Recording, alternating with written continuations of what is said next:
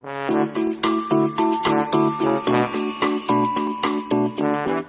everybody, this is Leo Brady with AMovieGuy.com. I am incredibly excited today to be here with a director who I'm really hoping to put on everybody's radar. This is a guy who, his film, The Teacher's Lounge, is going to be up for the German submission for the 2024 Oscars. It's a phenomenal movie. I hope so many people go and see this. I am sitting here today with Ilker Çatak. Thank you so much for being with me.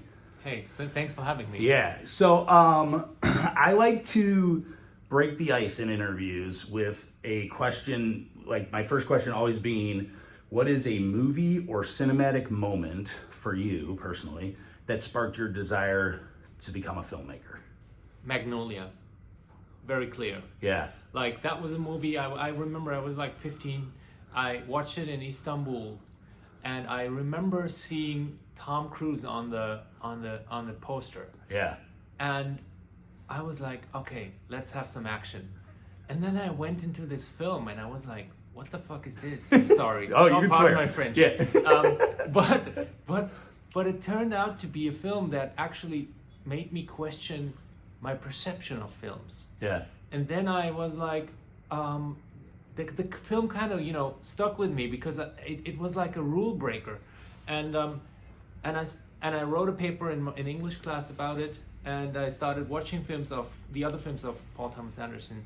Yeah. And then that guy became my hero, and he is to this day. And I that was like the one of the moments where I was like very deliberately and actively and aware of a film, of filmmaking. Yeah. Yeah. Yeah, well, and that's, I love that answer, and I love asking that question usually because the answers have varied so much between the directors and actors that I talk to. But when I read a lot of reviews for The Teacher's Lounge, and I read a lot of reviews and comments about you as a filmmaker, the name that kept coming up is Michael Haneke. Yeah. Well, which is quite a name to be put up against. Yes, so is that sort of a name that you accept? Do you accept being compared to him, or do you think that's too much pressure? I mean, being alone in this same sentence with Michael Haneke is just something that I couldn't. Okay, so our film got picked up by Sony Pictures Classics, which they have his films in their library. Right. And another thing is that Leonie Benesch, who's like my lead part, I first saw her in The White Ribbon. Oh, yeah. And in The White Ribbon, it's also about these incidents where it's not clear who done it. Right. And I think it's because of that. But of course, like, now Leonie knows Michael. Right. She showed him the film. He loves the film. And then we got picked up by Sony Pictures Classics, and there is this cosmic thing, where I'm like, okay, some cycle is like, I don't know what it is, but yeah, it's great to be compared or whatever. I would never compare myself to him, though. It's like, you don't speak about your gods. Right. So right. Well, and I think too, for a lot of directors too, yes, sometimes they're the directors that have inspired them or the things that they make can look a little bit like what other films that they've made because you have a film history, but you also you're creating your own voice, right? You're creating your own vision at the same time. Yeah, and ultimately you're the sum of everything that you've seen. Yeah.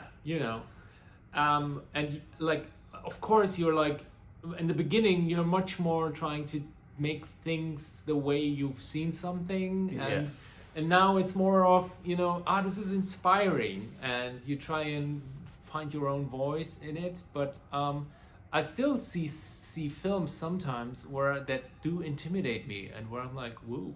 I would have loved to make this film actually, Right.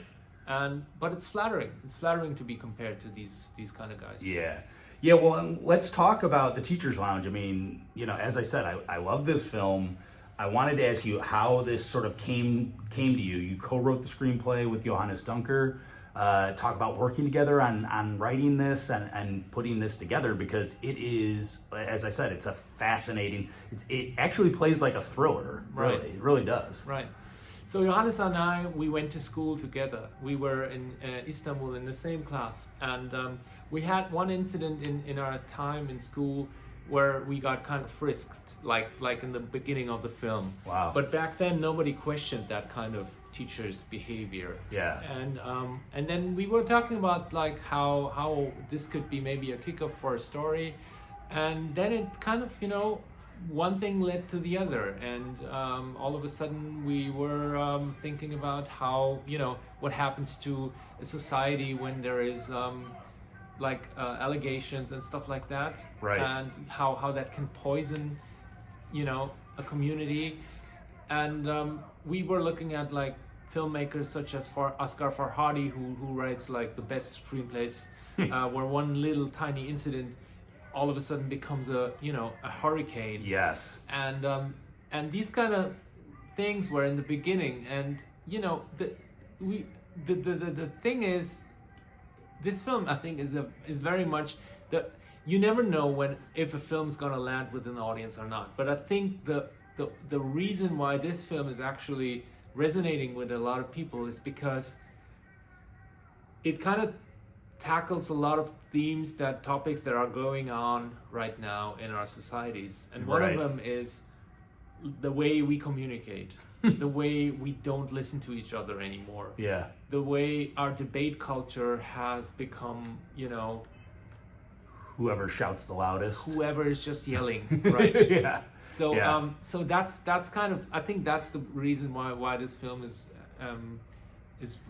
why it resonates with people. But you never know. Yeah. You never know. Yeah. Tell me about choosing Leonie Benesch as your lead actress. I mean, her character is Miss Novak. How did the two of you prepare for this? Like, because I feel like I kind of want to know if you like kept her in the dark on a lot of stuff, because it felt a lot like things that were happening to her, she was reacting in real time. Like, it wasn't like there in the script. It was more like, we're just going to see how it goes. I mean, first of all, Leonie is very, very, very, very intelligent. Yeah. So she has this incredible intuition. She just reads the material and she just knows. Yeah. It's like a savant, you know. Yeah. She's like, and she will never come and ask for backstory or something like anything like that. She's just, you know, she's like, this is the screenplay. I'm gonna make an offer, like it, or tell me what you don't like about it. Yeah. And her offers were so good that I could just move on, you know. Right. And sometimes I would do like a variation or you know, just move on, and we would wrap up early every day. Yeah. And that was because of her. She's just, you know, there are these. I compare her to some sort of musician who can play their instrument in a virtuoso. Do you say virtuoso? Yes. Virtuoso, yes. Virtuoso way. Yeah. And she just does it. I don't know how she does it. And I actually don't want to know. Just like I don't want to know how the magician does his trick.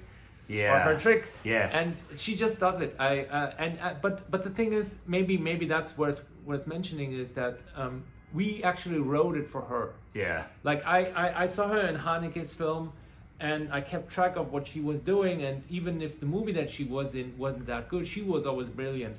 Right. And I wanted to work with her. And then we met. We had like a long walk in Berlin, and we talked about the screenplay, and she said, you know, you need to know one thing. I don't like children. And I said, don't worry. Yeah. Don't worry, I'll take care of it. Right. Well, I mean, again, that's a part of her acting, right? Because she doesn't seem that way entirely, right? In the film, she loves him. Yeah, she knows how to handle a lot of this. I mean, because that's really what came off to me from her performance was she didn't lose her cool. And while I was watching it, I was like, how has she not screamed yet? You know, and I know there's a scene where she does scream. Yeah.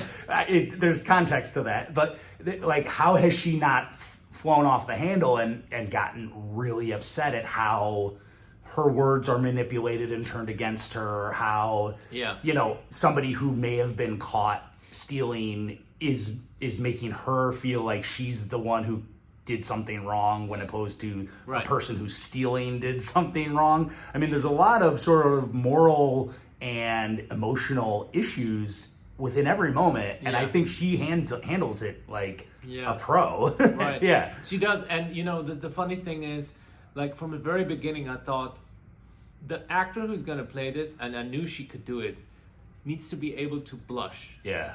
And blushing is, by the way, one of the hardest things that you can ask of an actor. Yeah. And she can do anything. Yeah.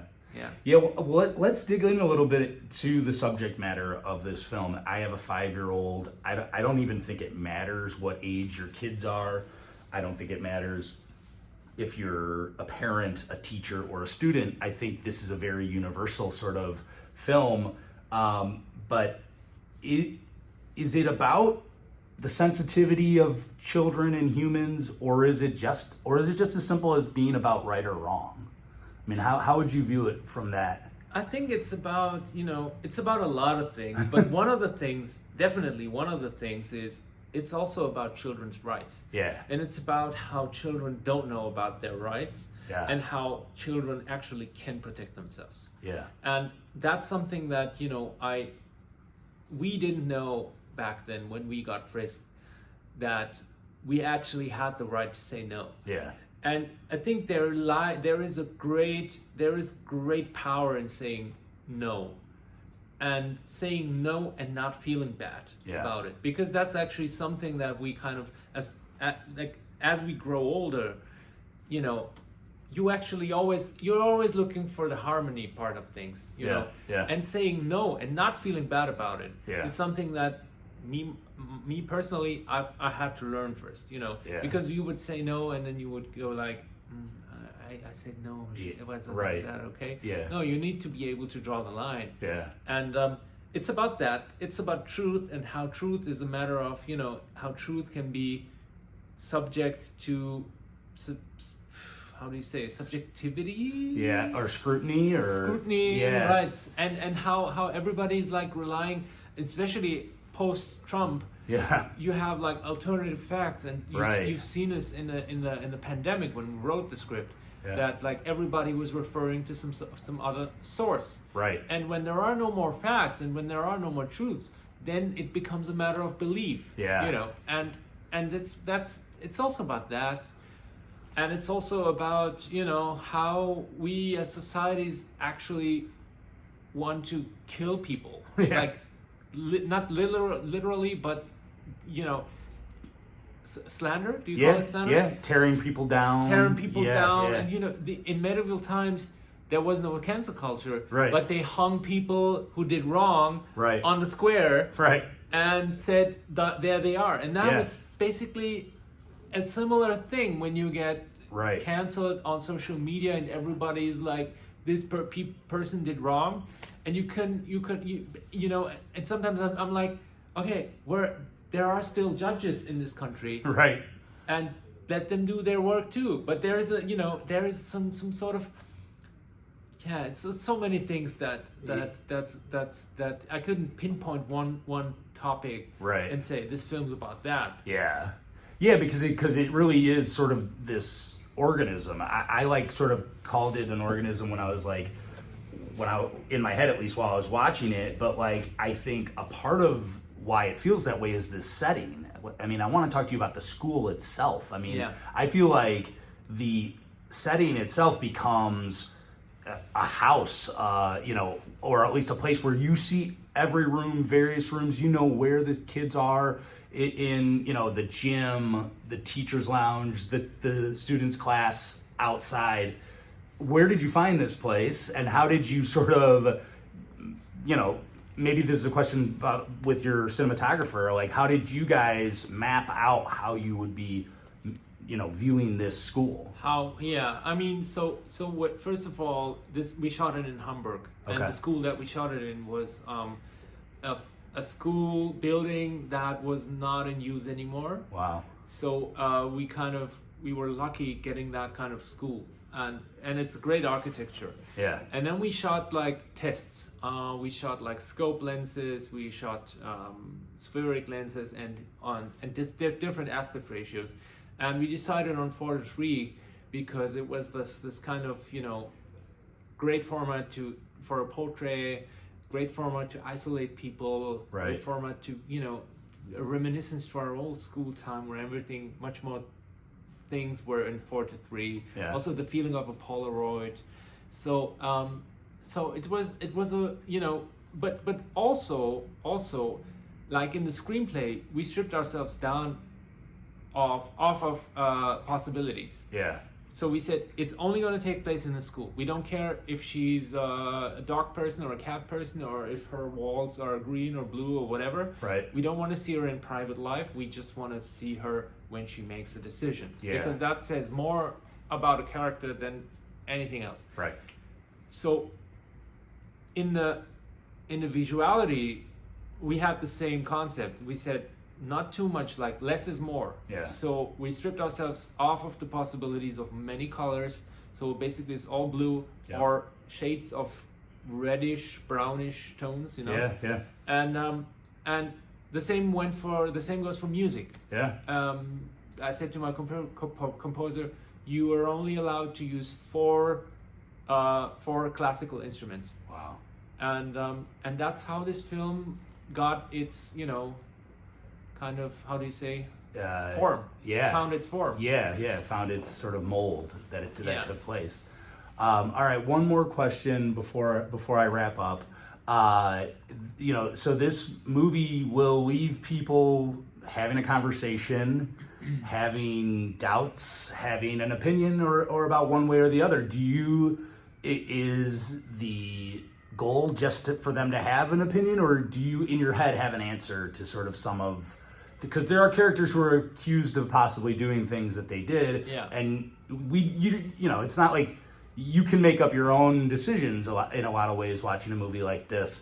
Do you in your head have an exact idea of what characters did or didn't do in this movie, or is it just what we see on the screen is? I think I do, but Yeah. you know, the question is, what do you expect from a movie-going experience? And Yeah.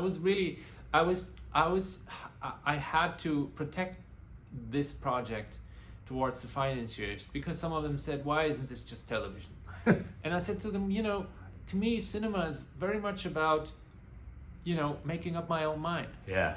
And I love to see a film and then be left with a question Yeah. instead of getting answers, you know. Right. I don't like, you know, I don't like to be one of those filmmakers who has an opinion and just makes a film. No, if I have an opinion, I can just write it on Instagram, or you know, Right. make a T-shirt with it. Right. So what I like is when a film gives me the opportunity to make up my own mind, Yeah. and to reflect on what I've just seen. And that's how I make my films, and that's how this film why this film does not have answers to certain questions. Yeah.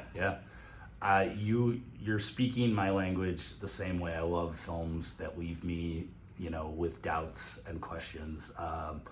Ilker Çatak, thank you so much for talking with me today. Fantastic film. Thank The you. Teacher's Lounge is going to be up for hopefully German's choice for the Oscars.